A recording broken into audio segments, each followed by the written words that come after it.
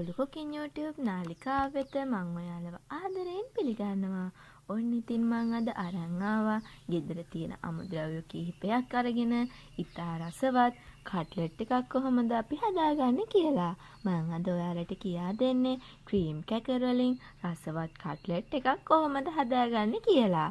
ඉතින් යාළුවනේ මගේ channel එක හොඳයි නම් මාව subscribe කරන්න. අවශ්‍ය ද්‍රව්‍ය තමයි මේ. මම මෙතනදී ක්‍රීම් කැකර් අරගෙන තියෙනවා. ලොකු ලුණු ගෙඩියක්, ඒ වගේම අමු මිරිස් කරල් කිහිපයක්, සුදු ලුණු, පොඩියට කපාගත්ත කරපිංචා, කෑලි මිරිස් කුඩු තේ හැඳි එකහමාරක්, රස අණුව ලුණු වගේම ගම්මිරිස් තේ හැඳි එකක්.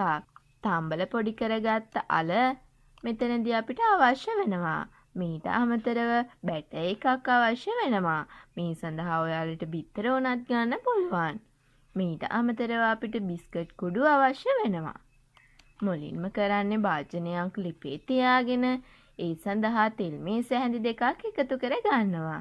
තෙල් ටික හොඳින් රත් වීගෙන එන විට ඒ සඳහා අපි පොඩියට කපාගත් අපේ සුදු ලුණු බිකි 4 එකතු කර ගන්නවා. ඉන්පස්සේ අපේ පොඩියට කපාගත්ත කරපිංච ටික කරගෙන හොඳින් කලවම් කරගන්න ඕනේ. පසුව තමයි අපි මේ සඳහා අමු මිරිස් එකතු කරගන්නේ.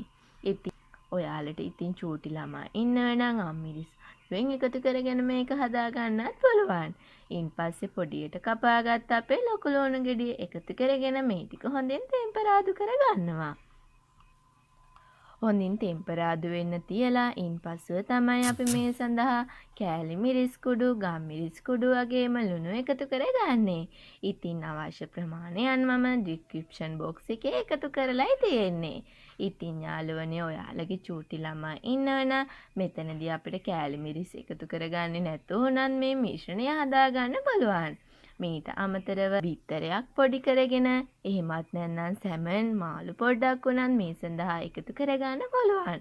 මම මේක අද හදන්නේ කිසිම දෙයක් එකතු කරගන්නේ නැතුව. ඉන්පස්ව අපි හොඳින් තඹගත්ත අලගෙඩි දෙක මෙතනදී පොඩි කරලා එකතු කරගන්නවා. ඉන්පස්ව මේ මිශ්‍රණය හොඳින් කලවම් කරගන්න ඕනේ. හොඳින් කලවම් කරගෙන මේක බෝලයක් වගේ ආකාරයට එනතුරු හදාගෙන තමයි අපි ලිපෙන් බාගන්නේ. ඒ අතරතුර ඔයාලට පුළුවන් මේ සඳහා දෙහි බින්දු කිහිපයක් එකතු කරගන්න. එතකොට මේ මිශ්‍රණය තවත් වඩාත් රසවත් අපිට ගන්න පුළුවන් වෙනවා.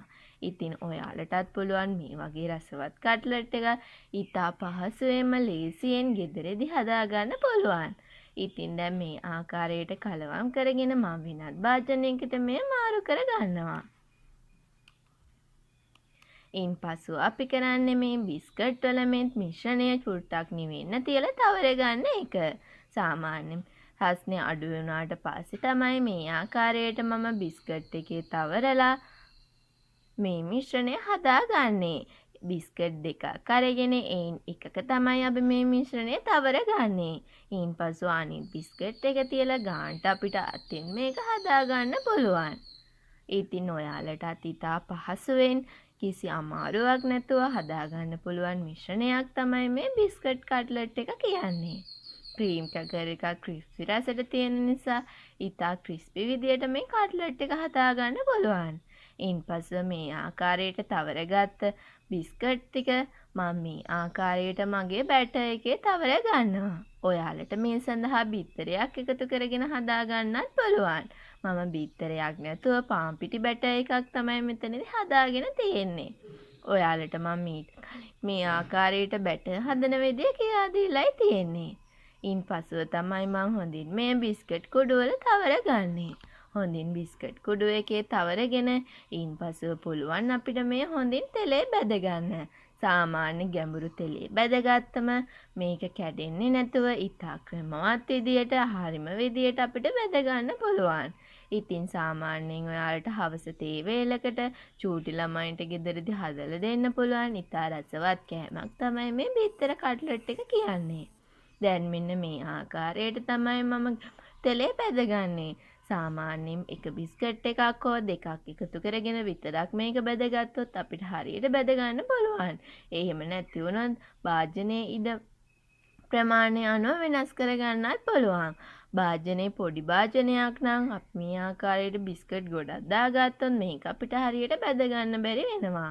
ඉතින් යාළුවනේ මේ ආකාරයට රසවත් කට්ලට් එකක් ඔයාලටත් ගෙදරදී හදාගන්න පුළුවන්.